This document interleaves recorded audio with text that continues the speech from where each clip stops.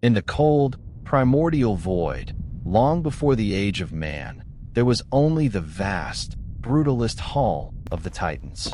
At its center sat a throne, not of gold, but of black, unforgiving stone. This was the seat of Cronus, the Titan king, ruler of the cosmos. But the king was a prisoner. He ruled under the shadow of a terrible prophecy, uttered by his own father, Uranus, whom he had overthrown. The curse was simple. As Cronus had betrayed his father, so too would he be undone by his own child. This fear was a poison.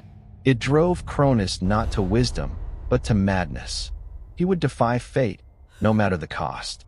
And so, as his wife, the Titaness Rhea, bore him his divine children, he enacted a monstrous solution. One by one he took them: Hestia, Demeter, Hera, Hades, Poseidon. One by one, they were consumed, swallowed whole, imprisoned in the darkness of their own father's body, denied life and light.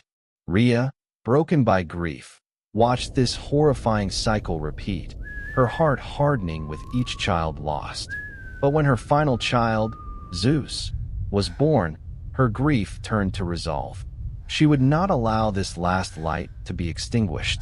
In secret, she fled to the wild, distant island of Crete.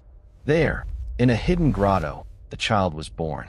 To deceive the monstrous king, Rhea wrapped a jagged stone, the Omphalos stone, in swaddling clothes. She returned to the dark hall, her face a mask of false submission. She presented the stone, her hands steady, betraying nothing. Cronus, blinded by his own paranoia, snatched the bundle. He did not look. He did not question. He only swallowed. He felt the painful scrape of the rock descending, but in his madness, he believed it was another victory. He believed he had, once again, cheated destiny. He settled back onto his throne, satisfied, as Rhea fled back into the shadows, her terrible secret safe. Far away, on Crete, the child Zeus was alive. He was raised in secret, shielded from his father's all-seeing eye. He was nurtured by the nymphs, Suck. Cronus's dark hall was unchanged. The king sat on his throne, a monument of paranoid power. He did not notice the new cupbearer who entered the hall, his head bowed in humility. Zeus, disguised in simple robes, began the long, agonizing walk. Each echoing footstep on the black marble was a test of his will. He approached the throne. Cronus, impatient, grunted and gestured for his drink. With a steady hand, shielded by shadows, Zeus poured the potion from the vial into the king's goblet. He mixed it, his heart pounding against his ribs. He approached his father, the monster who held his family captive, and offered the cup. Cronus, arrogant and unsuspecting, took the goblet. He drank. He drank it all in one long, arrogant draught, and slammed the stone goblet back onto the armrest. For a second, there was silence. Then, the potion struck. A look of pure, agonizing confusion flashed in Cronus's eyes. This was not pain, this was wrong. A violent, unnatural convulsion seized his entire body. He lurched forward, his hands cracking the stone armrests of his throne as he gripped them. His body was betraying him. The king heaved, and something massive and heavy was expelled, slamming onto the marble floor. It was the Omphalos stone, the rock that had saved the world. And then, another heave. A pale, adult hand slapped the wet floor. Hestia emerged, gasping, reborn into a world she had never known. Then another, Demeter, coughing. Then Hera, her eyes not wide with shock, but burning with fury. Then Hades, pale and rigid, clutching at the shadows. And finally, Poseidon, a primal, powerful figure who rose to his knees with a bestial grunt. 5 adult gods, fully formed, lay confused and gasping on the floor, rescued from their living tomb. Zeus, the cupbearer, looked on, his face a mask of triumph and horror at what he had unleashed. Cronus, exhausted and weakened on his throne, stared in disbelief at the children he thought he had destroyed. And as he stared, he saw The new allies were decisive. The Cyclopes, masters of the forge, armed the three brothers. To Hades, they gave the cap of invisibility. To Poseidon, the earth-shaking trident. And to Zeus, they harnessed the storm itself. They gave him the thunderbolt. The Hecatonchires, with their 100 hands, hurled mountains as if they were stones. The war, which had lasted 10 years, ended. The Titans were overthrown, cast down into the very void Zeus had entered, and the great bronze gates of Tartarus were sealed. Order was established. Olympus was built, a pristine, white marble city high above the clouds. Zeus sat on the new king's throne, his thunderbolt resting in his hand. The prophecy was fulfilled, but the new king would be tested. Gaia, the earth itself, the mother of the fallen Titans, seethed with rage. Her children were imprisoned. She would not tolerate this new tyranny. She birthed a new challenger, a creature of pure, elemental chaos. In a dark, volcanic womb, something began to beat. A heart the size of a mountain. A creature of smoke and shadow and rage. Typhon. It rose from the volcano, a living storm so vast its head scraped the stars, its shadow eclipsing the sun. Its roar was a physical force, a sound of pure apocalypse. On Olympus, the new gods felt true fear. Hera, the queen, paled. Ares, the new god of war, stepped back, his hand trembling. He instinctively dropped his spear. One by one, the gods fled, their divine courage broken. They scattered across the earth, disguising themselves as animals. Hera a cow, Ares a boar, hiding in the mortal world. Only Zeus stood firm. His face was not fear, but fury. This was a challenge to his new order. He was left alone on an abandoned Olympus. He grasped his thunderbolt, the raw, crackling energy meeting the roar of the monster. Typhon arrived, a swirling vortex of shadow and hundreds of glowing, reptilian eyes. Zeus attacked. He hurled his first bolt, a streak of pure light that struck the monster. Time passed. Zeus, healed by the gods, was restored to his throne. His rule was now absolute. The age of chaos was over, and the age of Olympian order had begun. And it was into this new, ordered world that a new race was born.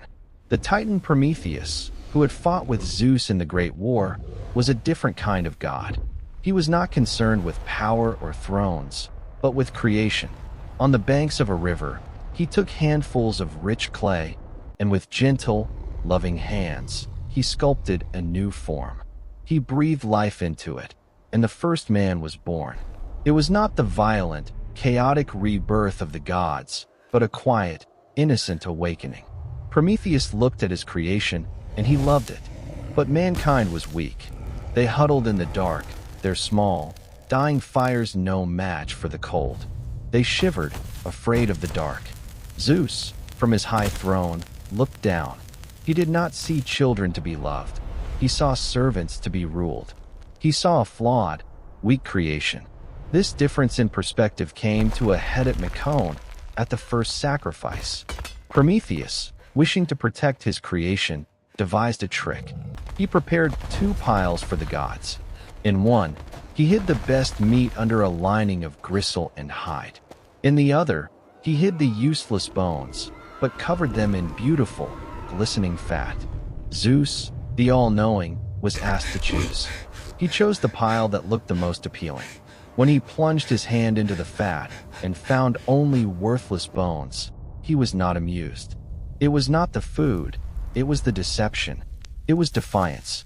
His punishment was swift and cold. He did not attack Prometheus. He punished man. He unleashed a great, divine wind that extinguished every fire on earth. He took the one thing that kept them safe. Mankind was plunged back into the freezing, monster-filled dark. Prometheus watched from the shadows. He heard their whimpers. He felt their suffering. And the love he felt for them turned to a new, defiant rage. He had made his choice. He began the long Centuries passed. Mankind, now possessing both the fire of the gods and the evils from the box, had thrived. But they had not become noble. They had become corrupt. Their settlements were loud, smoky, chaotic. They fought over scraps. They hoarded. They shouted. The world was filled with the noise of their corruption. Zeus watched. His disappointment hardened into disgust. He decided to test them one last time.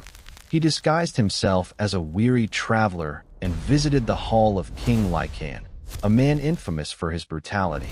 Lycaon, sitting on his crude throne, laughed at the stranger. He mocked the gods. To test this traveler, he committed the ultimate sin. He cooked the flesh of a servant and mixed it with the animal meat. He slammed the platter down. Zeus, in his traveler's hood, looked at the meal. He saw the unidentifiable meat. He saw the small, human-like bone. The test was over. The laughter in the hall died. The traveler stood. He pushed back his hood. It was Zeus. His face was not angry. It was a mask of pale, absolute, divine rage. The air itself began to crackle. Lycaon, in pure terror, scrambled backward and fell. As he lay on the floor, the punishment began. His bones cracked and reformed. His eyes turned yellow and bestial. His teeth sharpened. He howled, a sound no longer human. Zeus had created the first wolf. But this was not enough. The entire race was a failure. From the peak of Olympus, Zeus raised his hand. And in an instant, the pristine white clouds covering the globe churned and turned a violent, bruised black. He had summoned the storm. But the flood did not begin with rain. It began from below. The ground tore open, and massive geysers of water, Poseidon's domain, unleashed by Zeus's command, erupted from the earth. Then, the rain began. A tiny, wooden ark, built by the last good man, Deucalion, was tossed on a new, global ocean. The storm was absolute. From the silence of space, the world was no longer green and brown. It was SI.